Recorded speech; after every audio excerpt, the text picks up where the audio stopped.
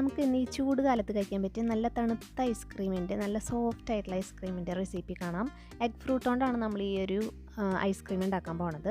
Egg fruit എന്ന് പറഞ്ഞാൽ മലയാളത്തിൽ മുട്ടപ്പഴം എന്ന് പറയും. അപ്പോൾ ഇതിപ്പോൾ മുട്ടപ്പഴത്തിൻ്റെ ഒരു സീസണാണ്. മുട്ടപ്പഴം എങ്ങനെയാണെന്ന് വെച്ചിട്ടുണ്ടെങ്കിൽ നല്ല ഹാർഡായിരിക്കും. അത് പൊട്ടിച്ച വഴിക്ക് തന്നെ പച്ചയായിരിക്കുന്ന സമയത്ത് ഒരു 2 ദിവസം അതൊന്ന് പഴുക്കാൻ വെച്ച് കഴിഞ്ഞാൽ തൊലിയെല്ലാം നല്ല നൈസായിരിക്കും, സോഫ്റ്റായിട്ട് വരും. അപ്പോൾ തൊലിയെല്ലാം കളഞ്ഞിട്ട് അതിൻ്റെ ഉള്ളിൽ നടുക്കിലത്തെ കുരു 1 or 2 എണ്ണം കാണും. ഇതുപോലത്തെ അതും മാറ്റി കളയാം. കുരുവിനെ ആവരണം ചെയ്തിരിക്കുന്ന ഒരു കട്ടിയുള്ളൊരു തോടും കൂടി ഉണ്ട്, അതും കൂടെ ഒന്ന് എടുത്ത് മാറ്റുക. എന്നിട്ട് 2 എഗ് ഫ്രൂട്ടാണ് നമ്മളിവിടെ പീസാക്കി വെച്ചേക്കുന്നത്. ഇതായത് പാലാണ് കേട്ടോ. 1/4 ടീസ്പൂൺ മഞ്ഞൾപ്പൊടി ഇട്ടിട്ട് തിളപ്പിച്ചാറിയ പാലാണ് ഇവിടെ ഉള്ളത്. 1/2 ലിറ്റർ പാലാണ് എടുത്തേക്കുന്നത്. അപ്പോൾ ഈ ഒരു പാലും നമ്മളിവിടെ മാറ്റി വെച്ചിട്ടുണ്ട്. ഇനി നമുക്കൊരു ബൗൾ എടുത്തിട്ട് അതിലേക്ക് 1/2 കപ്പ് വിപ്പിംഗ് ക്രീമാണ്. വിപ്പിംഗ് ക്രീം ഇട്ടിട്ട് നമുക്ക് നന്നായിട്ടൊന്ന് ബീറ്റ് ചെയ്തിട്ട് എടുക്കാം. നല്ല സ്റ്റിഫാവുന്ന വരെ നന്നായിട്ടൊന്ന് ബീറ്റ് ചെയ്തിട്ട് എടുക്കാം. അപ്പോൾ നമ്മൾ ഇതിലേക്കും കൂടെ ഒരു നുള്ള് മഞ്ഞൾപ്പൊടി ഇട്ട് കൊടുത്തിട്ടുണ്ട് കേട്ടോ. അപ്പോൾ ആ ഒരു ചെറിയൊരു കളറൊന്ന് വ്യത്യാസമായി വരാനാണ്, അല്ലെങ്കിൽ ആ ഒരു വെളുത്ത കളർ ഇതിലേക്ക് മിക്സ് ആവണ്ടെന്ന് വിചാരിച്ചു. വേറെ നമ്മൾ കളറൊന്നും ഇതിലേക്ക് ചേർക്കേണ്ട ആവശ്യമില്ല. പിന്നെ എഗ് ഫ്രൂട്ടിൻ്റെ ആ കളറും കൂടി ചേരുമ്പോൾ നല്ലൊരു കളറായിരിക്കും നമുക്ക് നമ്മുടെ ഐസ്ക്രീമിന് കിട്ടുക. അപ്പോൾ അത് ബീറ്റായി വന്നിട്ടുണ്ട് നമ്മുടെ വിപ്പിംഗ് ക്രീം.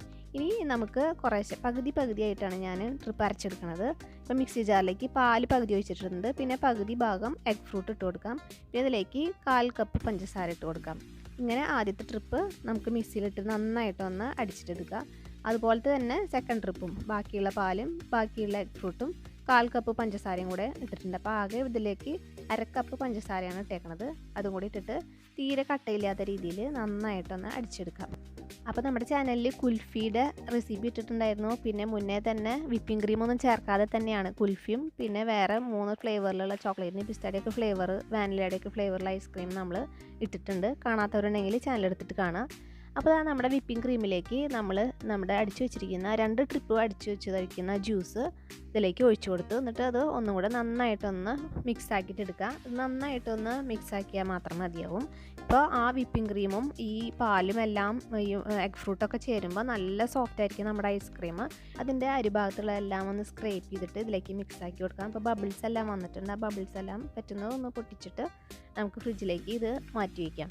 അപ്പോൾ ഒരു പരന്ന പാത്രം ഉണ്ടെങ്കിൽ അതായിരിക്കും നല്ലത്. ഞാനിവിടെ ഒരു ട്രിപ്പ് ഇടയിൽ എടുത്ത് നോക്കി, പക്ഷേ ആയിട്ടുണ്ടായിരുന്നില്ല. അപ്പോൾ ചെറിയ പാത്രത്തിലാക്കി വെക്കുകയാണെങ്കിൽ പെട്ടെന്ന് തന്നെ നമുക്ക് എല്ലാം ആയി കിട്ടും. അപ്പോൾ അതേ അങ്ങനെ കുറച്ചും കൂടി നേരം കാത്തപ്പോൾ നമ്മുടെ ഐസ്ക്രീം എല്ലാം റെഡി ആയിട്ടുണ്ട്. എല്ലാവരും ട്രൈ ചെയ്യുക. നല്ല സോഫ്റ്റ് ആയിട്ടുള്ള, നല്ല ടെക്സ്ചർ ആയിട്ടുള്ള, നല്ല ടേസ്റ്റ് ആയിട്ടുള്ള ഒരു ഐസ്ക്രീമാണ്. നല്ല കളറുമാണ്. അപ്പോൾ എല്ലാവരും ട്രൈ ചെയ്യണം. പിന്നെ സ്മാഷ് ലൈക്ക് ബട്ടൺ എന്ന് പറയുമ്പോൾ നമ്മുടെ ലൈക്ക് ബട്ടൺ ഒരു കളർ വരുന്നുണ്ടെന്ന് ഇപ്പോൾ പറയുന്നുണ്ട്. പുതിയൊരു ഐറ്റാണ്. അങ്ങനെ നമ്മുടെ കത്തുണ്ടോ എന്ന് നോക്കിക്കോളൂ ഞാൻ ഈ പറഞ്ഞ സമയത്ത്. പിന്നെ ഒരു സന്തോഷ വാർത്ത, നമ്മുടെ ചാനലിൽ ഗിവ് അവേ വരുന്നുണ്ട്. അടുത്ത വീഡിയോ എല്ലാവരും മിസ്സാവാണ്ട് കാണുക. മിക്കവാറും അടുത്ത വീഡിയോയിൽ നമ്മുടെ ഗിവ് അവേൻ്റെ ചോദ്യം ഉണ്ടായിരിക്കും. അപ്പോൾ അടുത്ത നല്ലൊരു വീഡിയോ ആയിട്ട് വരാം.